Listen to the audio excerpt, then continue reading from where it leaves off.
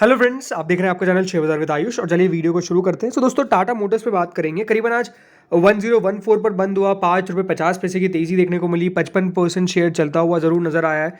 कुल मिलाकर अगर आज का दिन देखेंगे तो एक ही रेंज हमको देखने को मिली। वो रेंज क्या थी? वो रेंज यही थी कि 1015 को इसने क्रॉस नहीं किया। शुरुआत में जरूर गैप अप हमको ओपनिंग देखने को मिली, मतलब गैप अप तो नहीं कहूँगा बट अच्छी ओपनिंग देखने को मिली। 1008 पे था, बंद 1012 पर ओपन हुआ, 1021 तक गया। लेकिन उसके बाद दोस्तों अगर आप खुद नोटिस करेंगे तो दिन के दौरान 1015 के नीचे, और उसमें भी नीचे में कहीं नहीं गया, ये करीबन 1010 के। यानी आज काफ़ी छोटी जोन में स्टॉक ने ट्रेड किया है और ओवरऑल ठीक है। इसके ऊपर और आगे बात करेंगे टेक्निकली, लेकिन अब एक इंपॉर्टेंट न्यूज़ निकल कर आई है जो है टेस्ला से रिलेटेड। क्या न्यूज़ है सबसे पहले तो उसको समझते हैं। तो बड़ी न्यूज़ क्या है? बड़ी न्यूज़ यही है कि Elon Musk coming to India this month में announce Tesla's India plan during meeting with PM Modi. जी हाँ, ये खबर आ रही है कि दोस्तों वो भारत आ सकते हैं और यहाँ पर नरेंद्र मोदी जी से, जो अभी प्राइम मिनिस्टर मोदी जी हैं, उनसे सबसे इंपॉर्टेंट बात क्या है कि मीटिंग कर सकते हैं। ये आपको याद ही होगा कि देखिए अभी खुद अमेरिका भी गए थे, पिछले साल की बात है जब खुद अमेरिका गए थे पीएम मोदी। उस समय भी ऐसा बातें आ रही थी कि देखिए जब मीटिंग होगी उसमें कुछ फाइनल निष्कर्ष आ सकता है। लेकिन अब ये खबर आ रही है कि खुद दोस्तों एलन मस्क इंडिया आएंगे एंड डेफिनेटली वो मिल सकते हैं पीएम मोदी से, और वहां पर अनाउंस हो सकता है कि टेस्ला भारत आने वाली है। टेस्ला का इंडिया प्लान दोस्तों जो है वो बेसिकली अनवील हो सकता है, हम ये कह सकते हैं। अब दोस्तों ये जो है न्यूज़ कोई कंफर्म न्यूज़ नहीं है, सोर्सेज से न्यूज़ है, तो इस बात का ध्यान रखिएगा कि इस न्यूज़ को मैं 100% बिल्कुल भी एक्यूरेट नहीं कह रहा हूँ। बट जो न्यूज़ निकल कर आई है इकोनॉमिक टाइम्स पे, उसके बारे में हम बात कर रहे हैं। अब हो सकता है कि देखिए जो इकोनॉमिक टाइम्स है वो भी आगे से कहीं और से न्यूज़ ली हो, तो एग्जैक्ट नहीं बात पता है। बट द थिंग इज, जो यहाँ पर न्यूज़ आ रही है वो ये है कि 22 अप्रैल को दोस्तों वो आ सकते हैं न्यू दिल्ली के अंदर और एक सेपरेट अनाउंसमेंट कर सकते हैं अबाउट हिज इंडिया प्लान्स। ये दोस्तों दो सोर्सेज ने किया है, who decline to be named as the trip details are confidential. तो अभी भी जैसे मैंने कहा कि एग्जैक्ट इसका फैक्ट हम चेक नहीं कर सकते हैं। अब ये जो बात है इसमें देखिए प्राइम मिनिस्टर के ऑफिस से भी पूछा गया कि क्या ये सही है, तो उधर भी कोई कमेंट अभी तक नहीं देखने को मिला है। But no doubt Musk final India trip agenda could still change. जो सबसे बड़ी बात है कि यहाँ पर बदलाव हो सकता है, ये प्लान 100% एक्यूरेट नहीं है। तो ये तो देखिए एक न्यूज़ हो गई। सेकंड बात क्या है, और सेकंड न्यूज़ जो इस खबर को थोड़ा सा और पुख्ता कर सकती है, क्योंकि देखिए जो खबरें आ रही है ना वो नो डाउट देखिए थोड़ी बहुत लिंक्ड तो है। क्या न्यूज़ है कि देखिए मस्क अंबानी या फिर हम कह सकते हैं रिलायंस या फिर टेस्ला, दोनों एक जॉइंट वेंचर पे काम कर सकते हैं फॉर इंडिया ईवी मैन्युफैक्चरिंग। इसका मतलब क्या है कि रिलायंस भी दोस्तों अब आपको इलेक्ट्रिक व्हीकल की मैन्युफैक्चरिंग के अंदर उतरता हुआ नजर आ सकता है। अगेन क्या ये न्यूज़ कंफर्म है? ये न्यूज़ भी कंफर्म नहीं है। बट यहाँ पर दोस्तों ईवी के ऊपर जो फोकस है वो नो डाउट आपको सबको देखने को मिलेगा, एंड नो डाउट इस पर रिलायंस भी आपको आता हुआ नजर आ सकता है। इस प्रकार की एक्सपेक्टेशंस है। अब देखिए खबर क्या है, Tesla's likely entry into India is gaining momentum, and in latest development, it is seen to be in talks with none other than Mukesh Ambani to drive into what is one of the biggest automobile markets in the world. Hindu Business Line reported, citing sources, that the leading US electric vehicle company is currently in discussion with Reliance Industries regarding a potential JV to establish a manufacturing facility in the country. तो जैसा मैंने कहा कि यहाँ पर जिनको नहीं समझ में आया, ये स्पेसिफिक बात ये चल रही है कि दोस्तों रिलायंस और यहाँ पर टेस्ला का एक जेवी आपको होता हुआ देखने को मिलेगा। जेवी मतलब जॉइंट वेंचर। जॉइंट वेंचर मतलब ये होता है दोस्तों, इनको नहीं पता है, दोनों कंपनीज मिलकर काम करती है। जॉइंट वेंचर कैसे होते हैं? जैसे कि आपने नाम सुना होगा अडानी और विल्मार, ये दोनों एक कंपनी है लेकिन ये दोनों जॉइंट वेंचर है। अडानी ग्रुप अलग है और विल्मार ग्रुप अलग है। इसी तरीके से दोस्तों रिलायंस और यहाँ पर टेस्ला का जॉइंट वेंचर हमको देखने को मिल सकता है, जो किस पे काम करेगा? इलेक्ट्रिक व्हीकल मैन्युफैक्चरिंग के ऊपर काम करेगा। ईवी प्लांट जो है वो इंडिया में खोल सकता है दोनों मिलकर। जैसा मैंने कहा इस न्यूज़ का भी कोई कंफर्मेशन हमको नहीं मिला है, बट अगर ऐसा होता है तो नो डाउट ये अपने आप में एक बहुत बड़ा चैलेंज किसके लिए होगा? नो डाउट टाटा मोटर्स के लिए। वैसे हाँ, अगर इस खबर पर आप रिलायंस का स्टॉक को देखेंगे आज, तो ऐसा नहीं कि देखिए आरएल में आज हमको बहुत बड़ा मूव देखने को मिला, बट ये भी नहीं कि देखिए कोई गिरावट देखने को मिली। तो स्टॉक ठीक ठाक ट्रेड हमको करता हुआ नजर आया। लेकिन जैसे मैंने कहा जो सबसे इंपॉर्टेंट बात है, अब जिस पे हम आ जाते हैं, Tata Motors, right.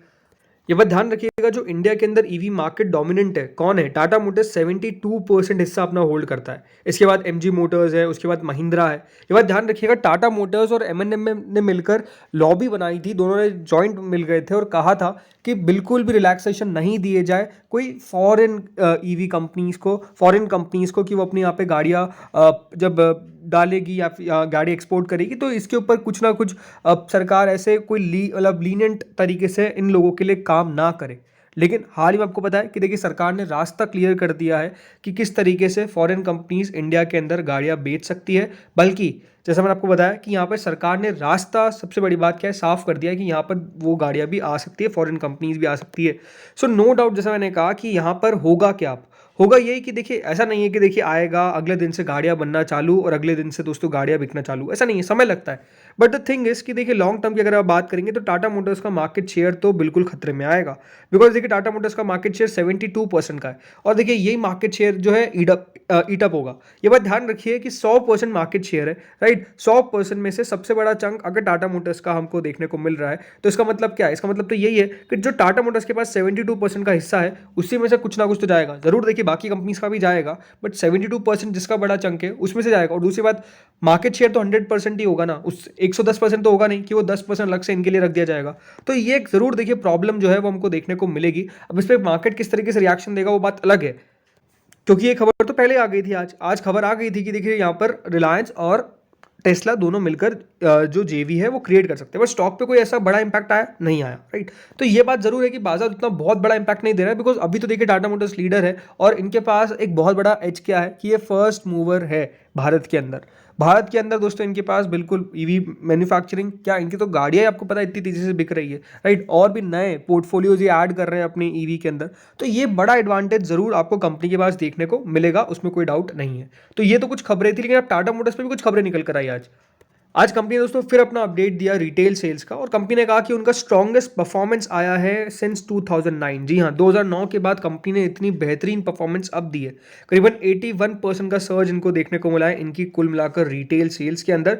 Tata Motors ने ये बताया दोस्तों कि कुल मिलाकर 1,55,651 यूनिट्स इनके द्वारा बेची गई जो इलेक्ट्रिक व्हीकल्स है, और ये ऑलमोस्ट 15% का सर्ज दिखाती है जो Q4 FY23 के अंदर बेची गई थी। तो कंपनी ने बताया कि एक डेफिनेटली एक दमदार ग्रोथ इनको हर एक सेगमेंट में देखने को मिली है। ये सबसे बड़ा अपडेट कंपनी ने दिया है। अगर आप कंपनी का बयान सुनेंगे तो कंपनी कह रही है कि we remain confident in our strategy and vision for the years to come. The positive gains we have made in the last year across our product segments, but particularly the Range Rover and Defender brands reflect the growing demand for high quality premium luxury vehicles in India, said Rajan Amba, managing director at JLR India. तो वो मानते हैं कि देखिए luxury vehicles को लेकर आगे भी जो डिमांड है वो देखने को मिलेगी, इस प्रकार की एक्सपेक्टेशंस है और काफ़ी बढ़िया अभी वो उनकी जो स्ट्रैटेजी है वो बढ़िया काम कर रही है और कॉन्फिडेंट भी है कि आगे भी हम इसी प्रकार का काम करेंगे। इसके अलावा दोस्तों आज गोल्डमैन सैक्स की भी रिपोर्ट निकल कर आई, और क्या रिपोर्ट आई, उन्होंने दोस्तों टाटा मोटर्स का टारगेट जो है वो basically stock on Wednesday to INR 1080 from INR 1020, मतलब 1080 का टारगेट कर दिया गया जो पहले 1020 का था। उनका मानना है कि जो प्रोडक्ट मिक्स है, प्राइस एक्शन है, करेंसी मूव्स है और जो सीजनैलिटी है वो कुछ रीजंस है कि वो मानते हैं कि यहाँ से और तेजी देखने को मिल सकती है। FY25-26 में जो EPS एस्टिमेट है वो अब 6% का मान के चल रहे हैं। एनालिस्ट ने ये बताया कि 3 सक्सेसिव क्वार्टर्स हुए हैं जहाँ पर प्राइस हाइक्स कंपनी ने लिया है और 1.9% Q-on-Q डिप्रिसिएशन हुआ है इंडियन रुपी के अंदर वर्सेस जो GBP है। फर्दर वो ये भी मानते हैं कि जिस तरीके से पंच EV का लॉन्च है ये भी एक पिकअप दिखाएगा जो ASP है उसके अंदर। बाकी उनका मानना है कि we like the upside opportunities versus other India auto names. Catalyst include further improvement in JLR volumes, जो जेला की वॉल्यूम है वो काफ़ी बढ़िया देखने को मिली है। Upcoming India electric car launches भी वो मानते हैं कि काफ़ी बढ़िया रहने वाली है, तो इसलिए वो मानते हैं कि एक डोमिनेंट पेयर रहेगा। और उनका ये मानना है कि JLR if there is recovery in China and market demand तो उसका भी बेनिफिट इनको मिलता हुआ नजर आएगा। तो ये मानते हैं कि अगर चाइना का बाजार भी सुधरेगा तो उससे भी जेएलआर को काफ़ी मदद मिलती हुई नजर आएगी। तो यही एक्सपेक्टेशन है। तो आज हम कह सकते हैं कि ओवरऑल जो गोल्डमैन सैक्स का व्यू है वो पॉजिटिव देखने को मिला है। बाकी ऐसा नहीं कि सब ब्रोकरेज टारगेट बढ़ा रही है। आज एक ब्रोकरेज है मोतीलाल ओसवाल फाइनेंशियल सर्विसेज, उनकी तरह दोस्तों टारगेट जो है वो कट किया गया है। जी हाँ, 1000 रुपीज़ का टारगेट जो है वो पहले दिया गया था, अब उसको काटकर करीबन 970 रुपये दे दिया गया, यानी कम कर दिया गया टारगेट। और टारगेट कटाने मतलब कम करने के पीछे का रीज़न क्या है, उनका मानना है कि दोस्तों कुछ फैक्टर्स है इसलिए वो न्यूट्रल रेटिंग दे रहे हैं टाटा मोटर्स को। बेसिकली उनका ये मानना है कि जो रिवाइज प्राइस हाईलाइट्स है उसके पीछे का रीज़न है stabilising growth in the near future due to moderate volume growth in domestic passenger and commercial vehicle industries alongside ongoing weakness in the EU light vehicle sector. उनका मानना है कि जो EU यानी यूरोपियन यूनियन का जो vehicle sector है उसके अंदर उस प्रकार की अच्छा अप मूव देखने को नहीं मिल रहा है और वहाँ पर वीकनेस है, इसलिए उनका टारगेट प्राइस जो उनकी द्वारा कम किया गया है। तो ये ज़रूर है कि दोस्तों हर एक ब्रोकरेज की तरफ से पॉजिटिव व्यू नहीं आ रहे, कुछ की तरफ से नेगेटिव व्यू भी आ रहे हैं। नेगेटिव नहीं, न्यूट्रल व्यू हम कह सकते हैं। बहुत बड़ा टारगेट तो कट नहीं कर दिया, बट 970 का टारगेट जो है वो किया गया है।